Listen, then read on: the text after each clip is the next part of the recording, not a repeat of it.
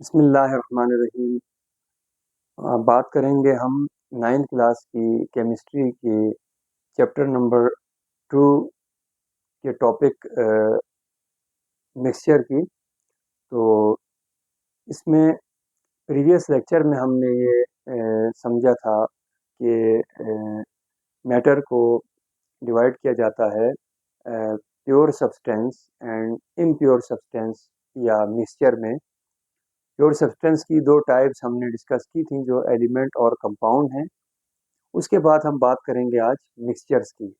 مکسچرز دراصل impure substance ہیں، یعنی غیر خالص اشیاء ہیں جو کہ 2 یا 2 سے زیادہ سبسٹینسز سے مل کے بنتے ہیں، اور یہ ایک طرح کا فزیکل کمبینیشن ہوتا ہے، مطلب اس میں کوئی کیمیکلی آپس میں کوئی ریئیکشن نہیں ہوتا، جسٹ ایک فزیکل ملاپ ہوتا ہے 2 یا 2 سے زیادہ سبسٹینس کے درمیان۔ اس کی مثالیں جیسے ایئر ہے، ہوا، یہ بھی ایک مکسچر ہے۔ اسی طرح جو برائن ہے یعنی سی واٹر ہے، وہ بھی ایک طرح کا مکسچر ہے جو کہ سوڈیم کلورائڈ پانی میں موجود ہے۔ مکسچر کی بنیادی طور پہ 2 ٹائپس ہیں۔ سب سے پہلی ٹائپ کہلاتی ہے ہوموجینیس مکسچر۔ ہوموجینیس مکسچر نام سے ظاہر ہے، ہومو اور جینیس سے مل کے بنا ہے۔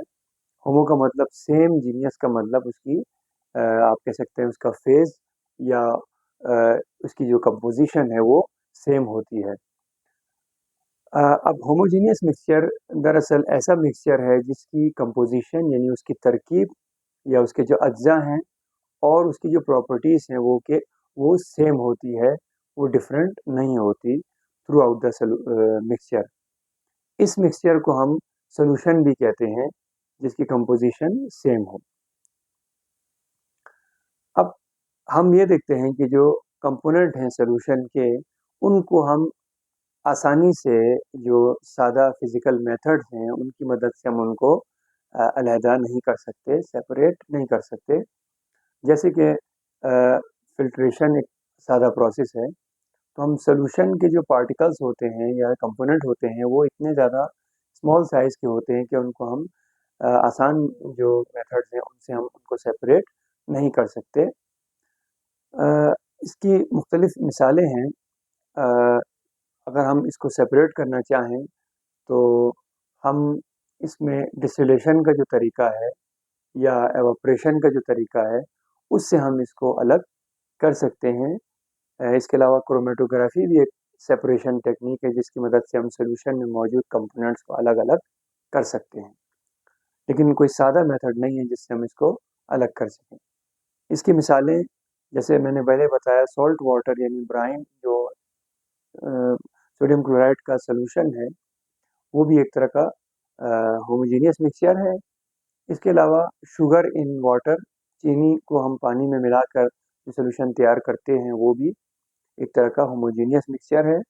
اور اس کے علاوہ ہمارے جو ایٹماسفیئر میں جو ایئر ہے، یہ جو ایئر ہے وہ بھی ایک طرح کا ہوموجینیس مکسچر ہے، کیونکہ آپ اس کو ایک ہی فیز میں دیکھتے ہیں، یعنی ایک ہی اس کی کمپوزیشن ہوتی ہے ایک ہی فارم میں، اور اس میں کوئی تبدیلی نہیں ہو رہی ہوتی۔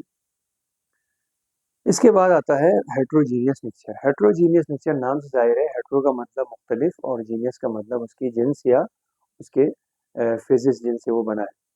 تو اس میں ہم یہ دیکھتے ہیں کہ جو مکسچرز ہیں جن کی کمپوزیشن یونیفارم نہیں ہوتی، یعنی یکساں نہیں ہوتی، ایک جیسی نہیں ہوتی، ان کی جو کمپوزیشن ہے اور ان کی پراپرٹیز ڈفرینٹ ہوتی ہیں، تو ان کو ہم کہتے ہیں ہیٹروجینیس مکسچر۔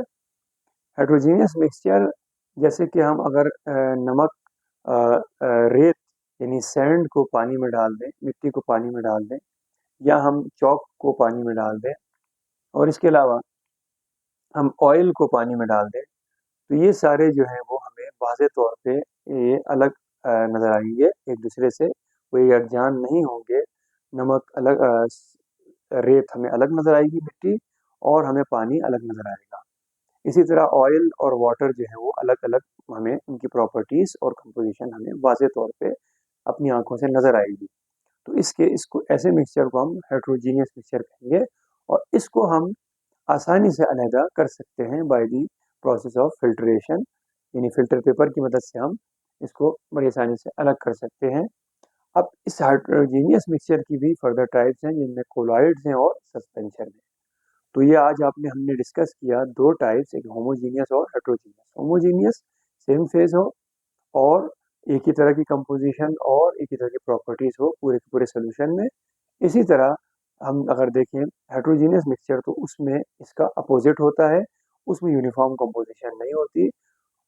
होमोजीनियस मिक्सचर को हम अलहदा कर सकते हैं